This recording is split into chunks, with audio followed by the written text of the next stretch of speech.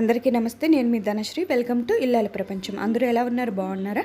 నేను చాలా బాగున్నాను. మీరందరూ కూడా చాలా చాలా బాగుండాలని మనస్ఫూర్తిగా కోరుకుంటున్నాను. సో ఈ క్వారంటైన్ టైంలోని ఈవినింగ్ టైం పిల్లలకు కానీ పెద్దవాళ్ళకి కానీ టీతో అలా ఊరికే స్నాక్స్లా తినడానికి అడుగుతూ ఉంటారు కదా. సో ఈ ఆనియన్ పకోడీ అనేది చాలా సింపుల్గా ఈజీగా అయిపోయేటట్టుగా నేను చెప్తున్నానండి. సో ఈరోజు రెసిపీ వచ్చేసి ఆనియన్ పకోడీ. అండ్ నేను ముందుగా ఒక కళాయి తీసి వేడి చేసుకుని అందులో ఆయిల్ హీట్ చేసుకొని ఉంచుకుంటున్నాను. ఎందుకంటే ముందుగా ఇది చూపిస్తున్నాను, మనం పకోడీ మిక్స్చర్ అనేది కలిపేలోపు ఆయిల్ అనేది వేడవుతే ఈజీగా వేసేసుకోవచ్చు అనేసి చూపిస్తున్నాను అనమాట. సో ఆయిల్ పెట్టేసి అది వేడవుతూ ఉంది. ఇప్పుడు నేను పకోడీకి మిక్స్చర్ కలుపుకుంటున్నాను. ఫస్ట్ వచ్చేసి ఆనియన్ ఉంటుంది కదా, ఇవి మీడియం సైజు 5 ఆనియన్స్ తీసుకున్నానండి. తీసుకొని వాటిని సన్నగా పొడుగ్గా, పల్చగా కాదు థిక్ మరి లావుగా కాకుండా ఇలా ఈ విధంగా ఈ షేప్ ఈ సైజులో కట్ చేసుకున్నాను. చూసారు కదా. కట్ చేసుకున్న తర్వాత వాటిని బాగా మెదుపుకుంటున్నానండి. అందులో ఉన్న వాటర్ మొత్తం బయటకు వచ్చే విధంగా బాగా గట్టిగా మెదుపుకుంటున్నాను. అండ్ ఇలా మెదుపుకోవడం వల్ల అందులో వాటర్ మొత్తం బయటకు వస్తుంది. మనం ఎక్కడ ఇందులో వాటర్ అనేది యాడ్ చేయకుండా నేను చేస్తున్నాను. అండ్ తర్వాత సాల్ట్ చూసుకొని అడ్జస్ట్ చేసుకొని వేసుకోండి. దానికి సరిపడా సాల్ట్, తక్కువైనా పర్వాలేదు, ఎక్కువ మాత్రం అవ్వకుండా చూడండి. ఎందుకంటే పకోడీ టేస్ట్ మొత్తం మారిపోతుందండి. పకోడీ టేస్ట్ అంతే సాల్ట్ మీద మనకు ఆధారపడి ఉంటుంది. సో సాల్ట్ తక్కువైనా పర్లేదు, ఎక్కువ అవ్వకుండా జాగ్రత్తగా చూసుకొని అడ్జస్ట్ చేసుకొని నేను వచ్చేసి 1/2 టీ స్పూన్ వేస్తున్నాను ఇంత ఆనియన్స్కి కూడా, 5 ఆనియన్స్కి కూడా. సో ఇలా మెదుపుకున్న తర్వాత ఉప్పు వేసి మెదుపుకున్న తర్వాత ఒక పెద్ద టేబుల్ స్పూన్ వచ్చేసి అల్లం వెల్లుల్లి, ఫ్రెష్గా దంచిన అల్లం వెల్లుల్లి పేస్ట్ వేస్తున్నానండి. కచ్చాపచ్చగా దంచేసాను అనమాట. అల్లం వెల్లుల్లి వేస్తున్నాను. అండ్ 2 టేబుల్ స్పూన్ వచ్చేసి పచ్చిమిరపకాయ కచ్చాపచ్చగా దంచేసి పచ్చిమిరపకాయ పేస్ట్ వేస్తున్నాను ఇందులోని.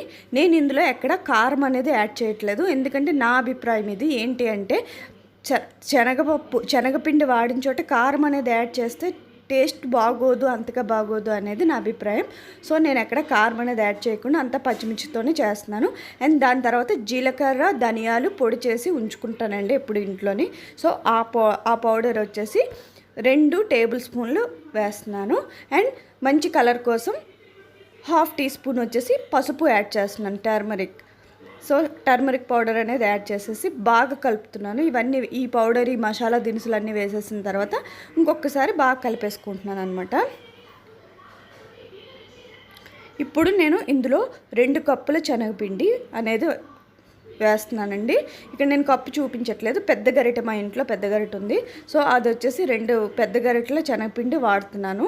అండ్ 2 టేబుల్ స్పూన్లు, బాగా చెప్తున్నాను, 2 టేబుల్ స్పూన్లు బియ్యం పిండి ఇందులో యాడ్ చేయాలి.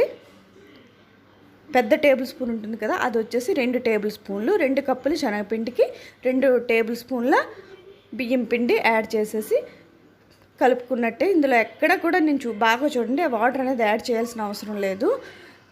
అప్పటికి సరిపోకపోతే చాలా చాలా తక్కువ చుక్కల నీళ్లు యాడ్ చేయండి. మ్యాక్సిమం నాకు సరిపోతుందన్నమాట. సో ఈ విధంగా శనగపిండి, బియ్యం పిండి యాడ్ చేసిన తర్వాత ఇంకొకసారి బాగా మెదుపుకుంటూ కలుపుకోండి.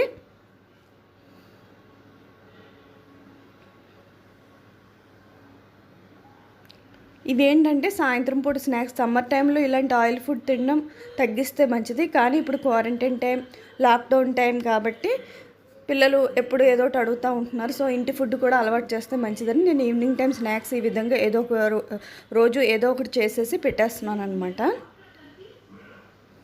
అండ్ తర్వాత ఒక 3 రెబ్బల కరివేపాకు వేసుకుంటున్నాను. ఈ కరివేపాకు మస్ట్ అండ్ షుడ్గా యాడ్ చేయాలండి. దీనివల్ల ఏంటంటే మనకి మంచి ఫ్లేవర్ వస్తుంది. అండ్ ఆరోగ్యానికి కూడా చాలా చాలా మంచిది, కంటికి మంచిది, మన హెయిర్కి కూడా మంచిది అనమాట కరివేపాకు అనేది. అండ్ లాస్ట్లో కూడా నేను కరివేపాకు వేరే విధంగా యాడ్ చేస్తాను, చూడండి. సో ఇప్పుడు ఈ మిక్స్చర్ అనేది ఇప్పుడు నూనె బాగా వేగిన తర్వాత, బాగా వేడయిన తర్వాత నేను చిన్న చిన్న పకోడీలాగా వేసేసుకుంటున్నాను.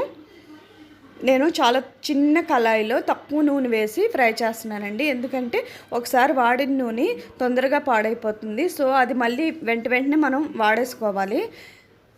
అందుకోసమని నేను చాలా తక్కువ నూనెలో తక్కువగా చేస్తున్నాను. సో ఈ విధంగా ఒక 70% కుక్ అయిన తర్వాత వెంటనే తీసేయండి. ఎందుకంటే బయటికి తీసిన తర్వాత అది ఇంకా ఎక్కువ కలర్ మారుతుందన్నమాట, ఇంకా కుక్ అవుతూనే ఉంటుంది. సో మీరు బాగా 70% కుక్ చేస్తే చాలు, 100% మాత్రం కుక్ చేయొద్దు. అండ్ డార్క్గా మాత్రం కుక్ అవ్వకుండా చూసుకోండి. ఎందుకంటే లైట్గా కుక్ అయినా పర్వాలేదు, డార్క్గా కుక్ అయినట్టయితే ఇది చేదుగా చిరుచేదు తగులుతుంది అనమాట ఆనియన్.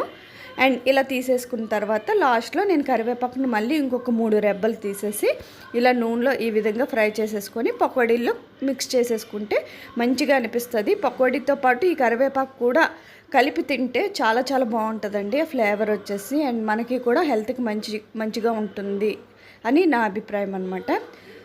సో ఫైనల్లీ పకోడీ అయితే నాది రెడీ అయిపోయిందండి. అండ్ కరివేపాకు ఫ్రై చేసేటప్పుడు జాగ్రత్త అండి, తొందరగా తుల్లిపోతుంది. మన ఫేస్ మీద కానీ మన చేతుల మీద కానీ తొందరగా తుల్లిపోతుంది, ఆయిల్ అనేది తుల్లుతుంది అనమాట. సో చూసుకొని జాగ్రత్తగా ఈ విధంగా ఫ్రై చేసేసుకోండి. అండ్ నేను చెప్పాను కదా, పకోడీ కూడా 70% కుక్ చేసేసుకొని తర్వాత బయటికి వెంటనే తీసేసినట్టయితే మనకి పకోడీ మంచి టేస్ట్ వస్తుంది అనమాట. So finally my pakodi. So ఈ వీడియో అయితే మీకు నచ్చిందని నేను అనుకుంటున్నాను. ఈ వీడియో మీకు నచ్చినట్టయితే ప్లీజ్ లైక్ చేయండి, షేర్ చేయండి, కామెంట్ చేయండి. సబ్స్క్రైబ్ చేయడం మాత్రం మర్చిపోద్దు. సబ్స్క్రైబ్ చేసుకొని పక్కనే ఉన్న బెల్ ఐకాన్ని యాక్టివేట్ చేయండి. Thanks for watching friends. Bye, take care, stay home, stay safe.